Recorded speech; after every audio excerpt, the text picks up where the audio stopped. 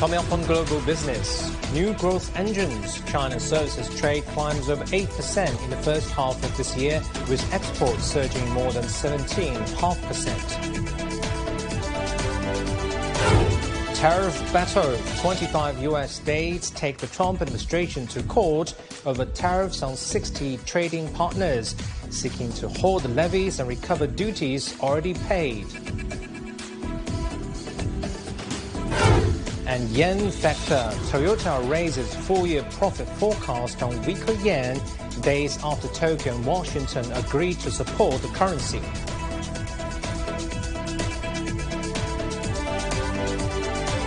Hello and welcome to this edition of Global Business here on CGTN. I'm Jun Junfeng.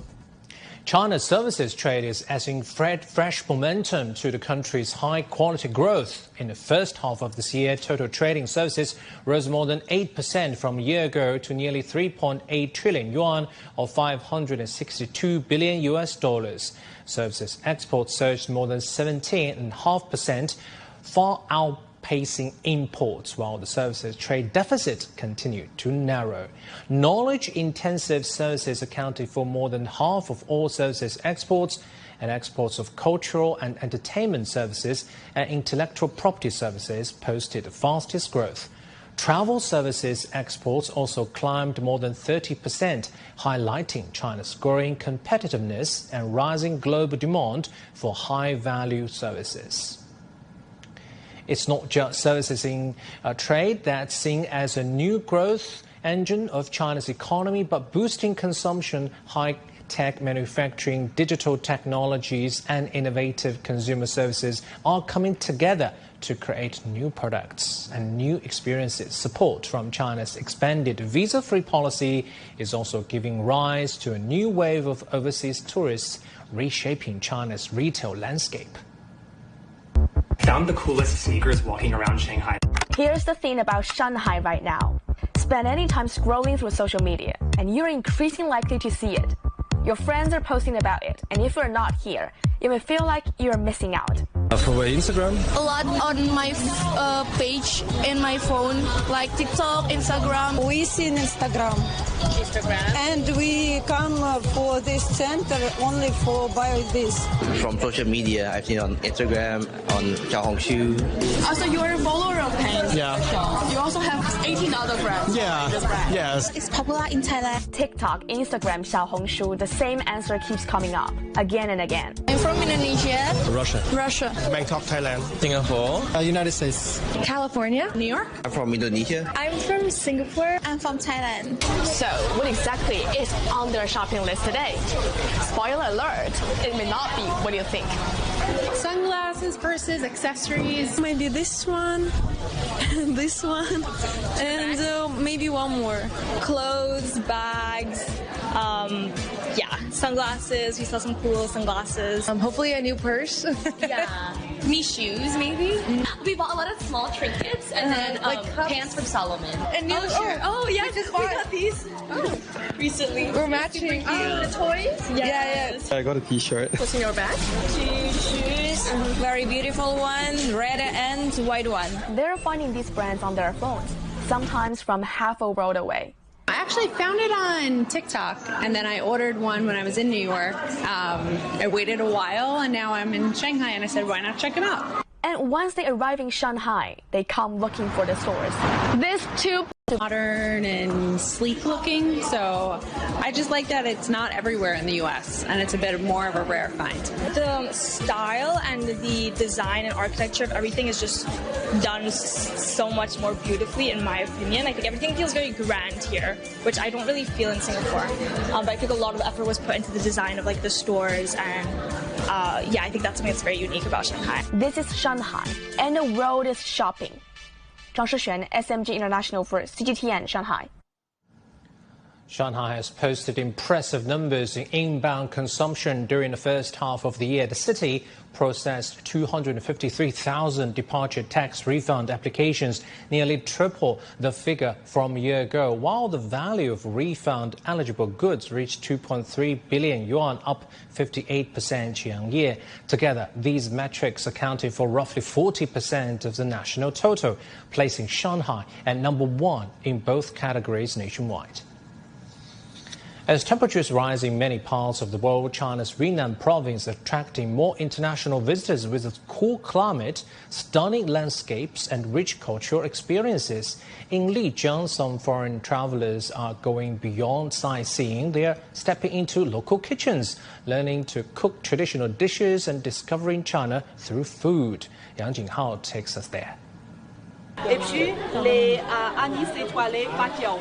Ce mot-là vient de notre langue, de chinois. Donc on appelle le même nom. Around 9 a.m. every morning, Wu Fanzi begins her day at a local farmer's market in Lijiang, southwest China's Yunnan province.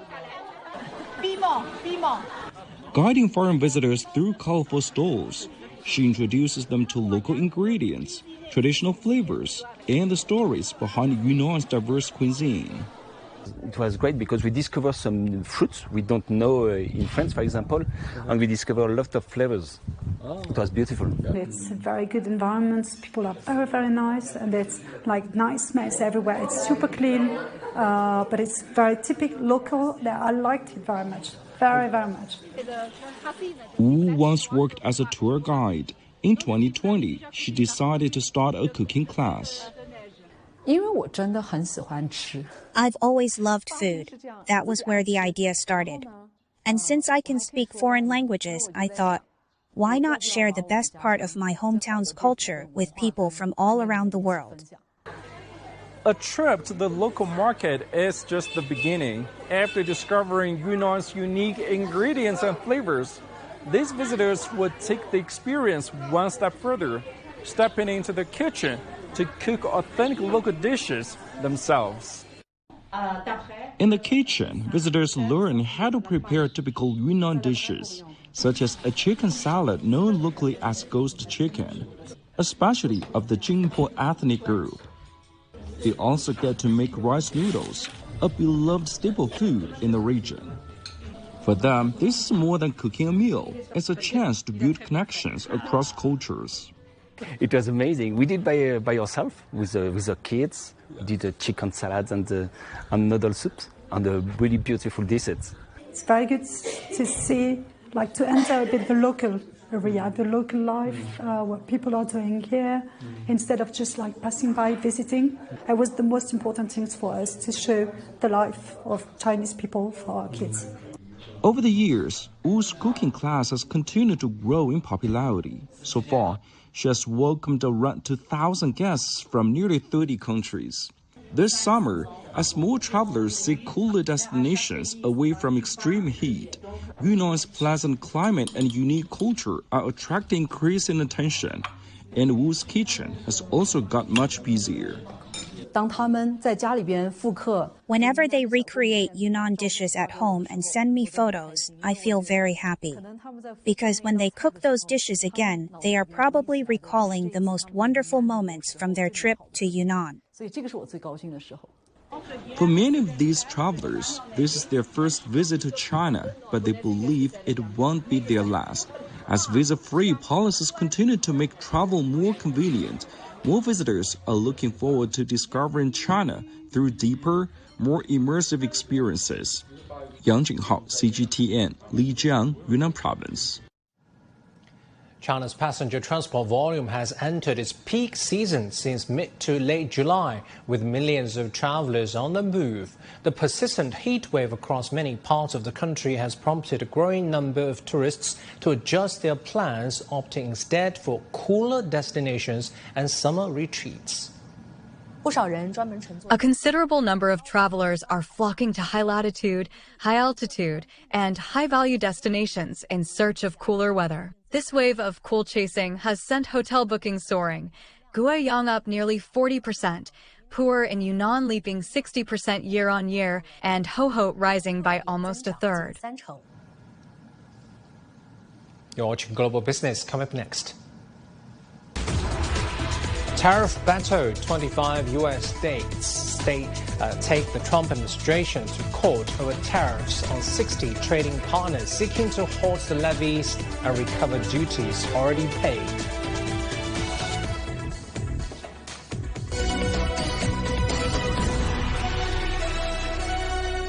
The world economy as we know it is about to change.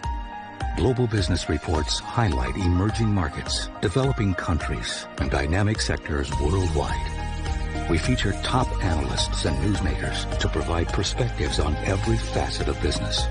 From an on-the-ground perspective, we provide you with balanced and objective assessments. Fast, sharp, and insightful. Global Business. Only on CGTN.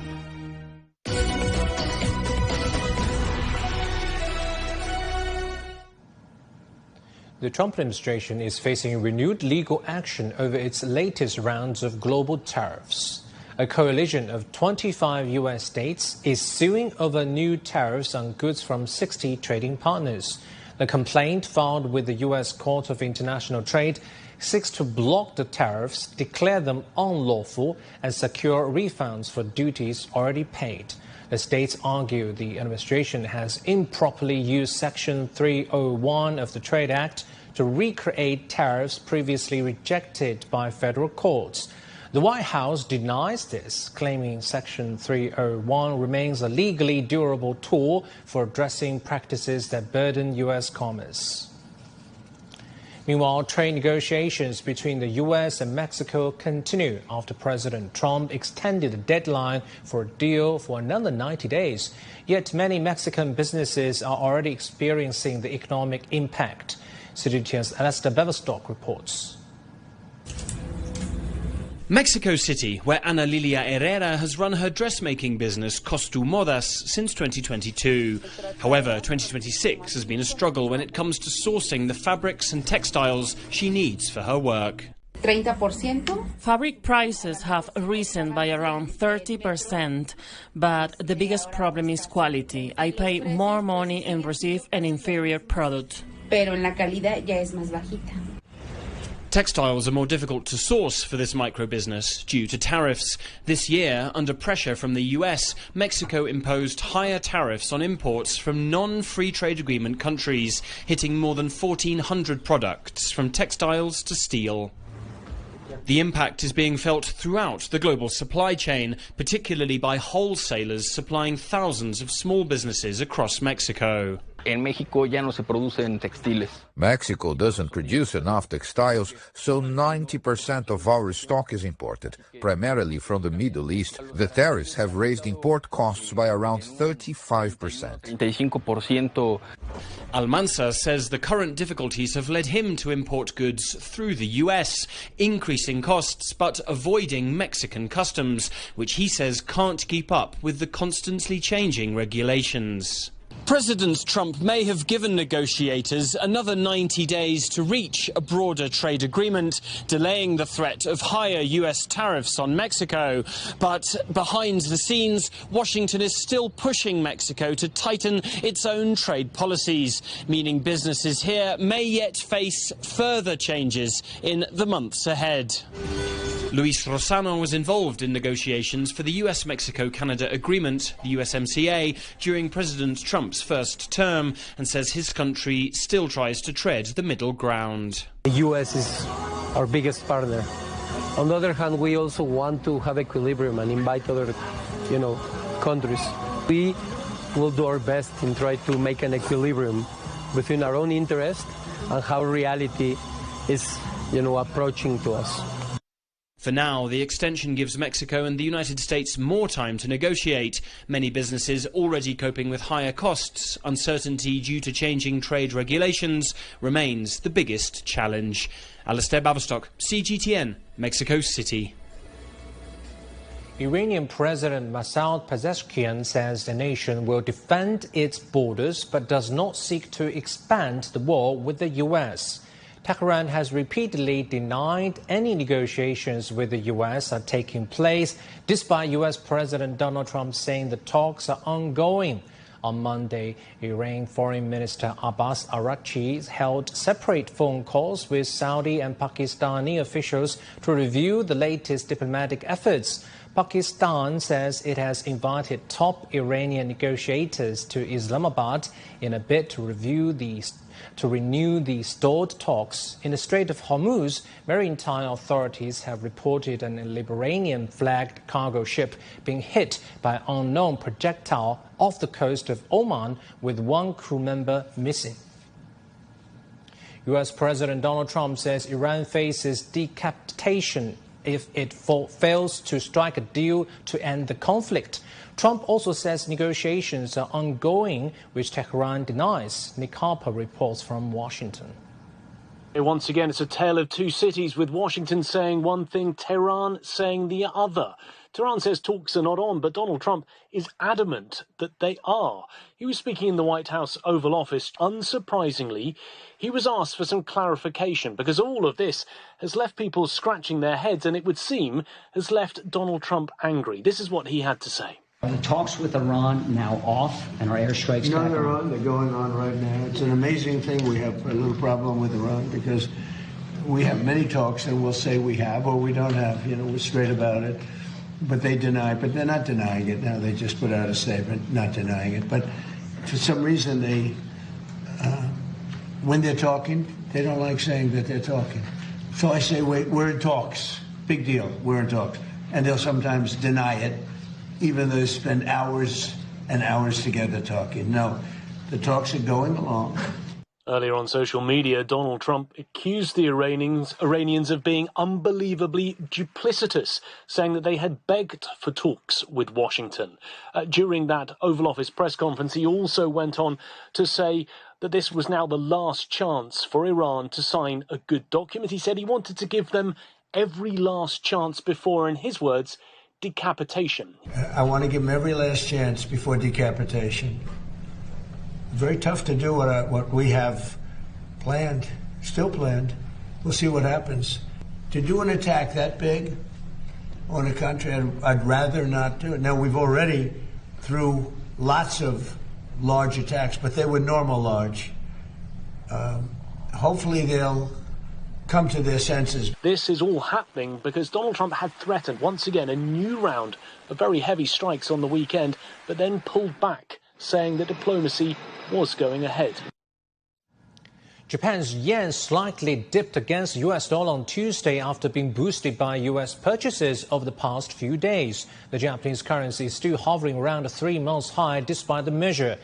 Mitch McCann has more from New York.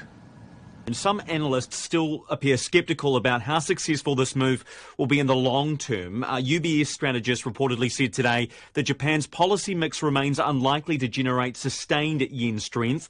HSBC analysts are saying something similar. They say that this still lacks confidence, or they still lack confidence that the yen will strengthen unless they see faster interest rate hikes from the Bank of Japan, as well as a couple of other factors. Scott Bessent, the US Treasury Secretary, has said on social media that the US will not hesitate to participate in further joint interventions, so there could be more investment to come from the United States. As you mentioned, the Japanese yen is strengthening, so it is having some effect. One US dollar is now about 157.97 yen, down from 163.84, which was the high that it reached in recent weeks. Now, Donald Trump has made it clear he wants to help Japan here. He says, we're always there for Japan, and Japan has always been very good to us. Other reasons why the US may have been led to make this move, and one is the trade deficit. A weakening yen means that the Japanese will buy less from America because of the higher costs, while Americans will buy more from Japan, and that's going to widen the trade deficit, something that the administration has signaled that it wants to avoid with its trading partners. It also wants Japan to avoid selling US treasuries, so friendship may be one factor there, but there's also, of course, many economic factors as well. Market analysts calling the US-Japan joint currency intervention very rare, but they add that the coordinated move ultimately benefits both economies. means essentially that a very strong signal has been sent to the market by the Americans and the Japanese working together as a coordinated intervention in the forex markets to really turn the direction of the yen. Now, certainly this hasn't happened since 2011. It's very rare that the Americans will actually work with the Japanese on this, but there are alignment of interests here, basically, between Japan and America. America wants to sell more things to Japan, so they want a weaker currency versus the yen, and Japan wants to buy more things. They want a higher purchasing power of the yen. So this is basically has come together now, and we saw the intervention, and it's had quite a dramatic impact on the price of the yen dollar. Time to check some other headlines from around the world. Toyota has raised its full-year profit forecast, citing a weaker yen for the fiscal year ending March 2027. The Japanese auto giant now expects a net profit of $20.6 billion, an 8.3% increase from its previous forecast issued in May. China AI industry surpassed 1.2 trillion yuan, or about $177 billion in 2025, marking a 40% year-on-year surge. The country is now home to more than 6,600 AI companies, accounting for 15% of the global total. And Seoul raises its heat alert to the highest level on Tuesday morning as extreme temperatures continue to take a growing toll on human lives and farmland across the Republic of Korea.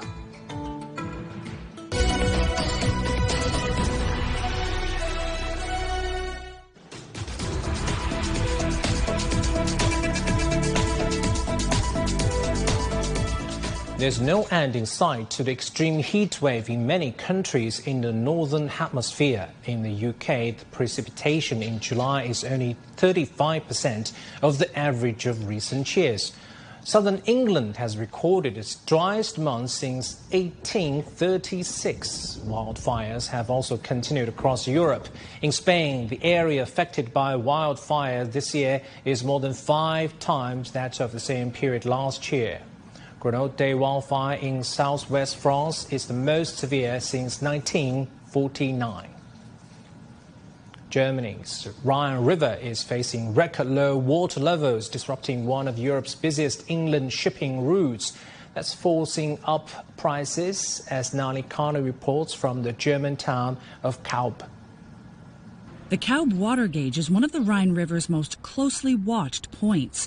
At its shallowest, low water levels here force vessels to reduce their loads to avoid running aground, pushing freight onto roads and rail and driving up costs. Nearly everything moving inland from the port of Rotterdam travels through this stretch of the River Rhine, meaning that just a few centimeters of water loss can ripple through supply chains serving factories across Europe. The town's mayor says he's never seen the river this low. Kaub ist quasi ein Richtwert. The Kaub gauge serves as a benchmark for ships travelling from the lower Rhine to places like BASF. These companies, refineries and the like, receive many of their raw materials by ship, so they load their vessels based on the Kaub gauge reading. The less cargo they can carry, the more expensive everything becomes. Ultimately, everything gets pricier. Industries including steel, chemicals, energy and manufacturing are among the hardest hit. Der mittlere Wasserstand. At this time of year, water levels usually sit well above 2 meters, but weeks of drought and persistent heat have reduced it to historic lows of 25 centimeters. Shipping traffic has dropped significantly due to these low water levels. First, the river cruise ships suspended operations, followed by the larger cargo vessels. Now, only relatively small cargo ships are operating, and transport volumes are very low. The flow of goods has to adapt, and in worst-case scenario, production does too. And it has been, but at far smaller volumes, more slowly, and at much higher prices. Freight costs on this stretch of the Rhine have more than doubled since last June, with some operators imposing low-water surcharges of more than $1,000 per container. Also bei normalem Wasserstand? Under normal water levels, a Rhine barge can carry around 500 containers. Currently, that capacity is down to just 20%, meaning only 100 containers. That leaves 400 containers sitting idle somewhere, while the 100 that can be transported become much more expensive to ship. Meanwhile, trucks, trains, and additional barges cannot fully make up for the lost river freight capacity. There are plans to deepen the Middle Rhine by an additional 20 centimeters, but the project isn't expected to be completed until 2033. Unlike previous major low-water events, these conditions have arrived in the middle of summer, raising fears that distribution could continue for weeks or even months. Natalie Carney, CGTN, in Kaub. That wraps up this edition of Global Business. I'm Zhu in Beijing. Thanks for watching. CGTN will continue with more news.